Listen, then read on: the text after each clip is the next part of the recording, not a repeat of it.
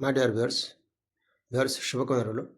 Viewers, আমরা উপরোক্ত সেন্টেন্সগুলোকে body লেখা সেন্টেন্সগুলোকে আমরা অনেক সময় রিকোয়েস্ট বলে থাকি। বন্ধুরা, এগুলোকে আমরা রিকোয়েস্ট না বলে যদি সফট অর্ডার বলতে পারি তাহলে মনে হয় আরও ভালো হয়।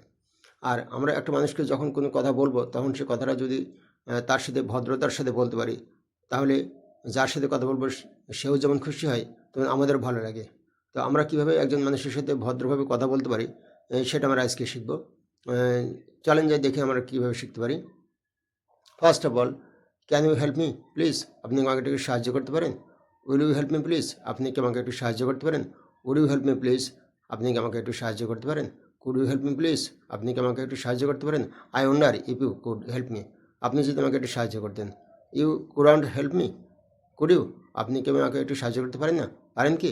এভাবে আমরা যদি সেন্টেন্সগুলো ভদ্রভাবে মানুষের সাথে বলতে পারি তাহলে তারাও ভদ্রভাবে নেয় এবং আমাদের সাথে তারা ভদ্রভাবে আচরণ করতে পারে।